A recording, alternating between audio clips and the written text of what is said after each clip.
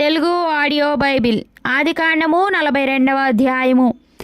ధాన్యము ఐగుప్తులోనున్నదని యాకోబు తెలుసుకున్నప్పుడు మీరేలా ఒకరి ముఖము ఒకరు చూచుచున్నారని తన కుమారులతో అనెను. మరియు అతడు, చూడుడి, ఐగుప్తులో ధాన్యమున్నదని వింటిని. మనము చావక బ్రతుకున్నట్లు మీరు అక్కడికి వెళ్ళి మన కొరకు అక్కడ నుండి ధాన్యము కొనుక్కొని రండని చెప్పగా, యోసేపు 10 మంది అన్నలు ఐగుప్తులో ధాన్యము కొనబోయిరి. అయినను ఇతనికి హాని సంభవించునేమో అని యాకోబు యోసేపు తమ్ముడగు బెన్యామీనును అతని అన్నలతో పంపినవాడు కాడు. కరువు కనాను దేశంలో ఉండెను గనుక ధాన్యము కొనవచ్చిన వారితో కూడా ఇశ్రాయేలు కుమారులను వచ్చిరి. అప్పుడు యోసేపు ఆ దేశమంతటి మీద అధికారి అయి ఉండెను.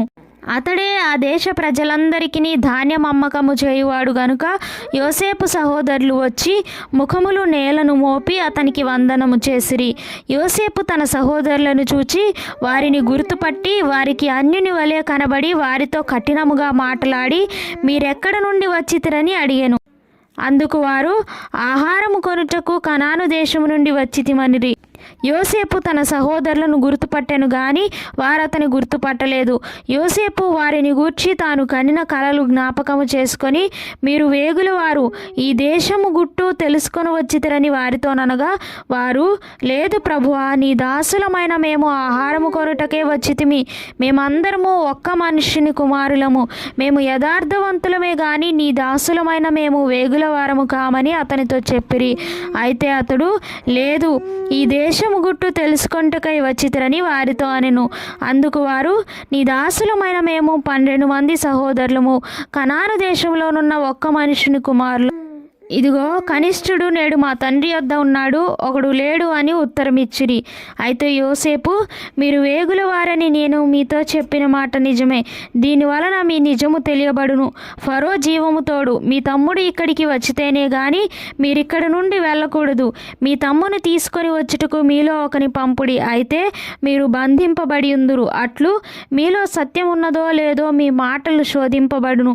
లేని ఎడల ఫరో జీవము తోడు మీరు వేగుల వారని చెప్పి వారిని 3 దినములు చెరసాలలో వేయించెను. 3వ దినమున యోసేపు వారిని చూచి, నేను దేవునికి భయపడువాడను. మీరు బ్రతుకున్నట్లు దీని చేయుడి. మీరు యథార్థవంతులైతిరా, మీ సహోదరులలో ఒకడు ఈ చెరసాలలో బంధింపబడవలెను.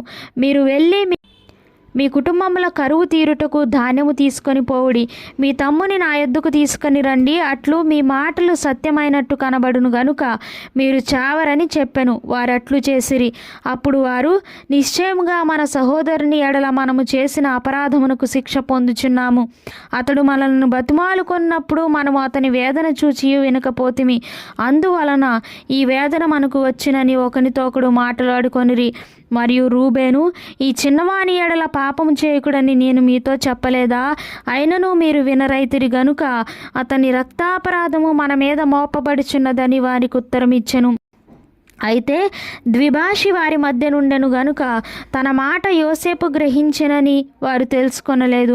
అతడు వారి యొద్ద నుండి అవతలకు పోయి ఏడ్చి మరలా వారి యొద్దకు వచ్చి వారితో మాట్లాడి వారిలో షిమ్యోనును పట్టుకొని వారి కన్నుల ఎదుట అతని బంధించెను.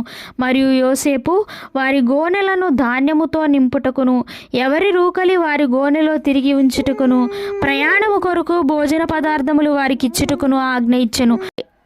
అతడు వారి ఎడల నిట్లు జరిగించెను.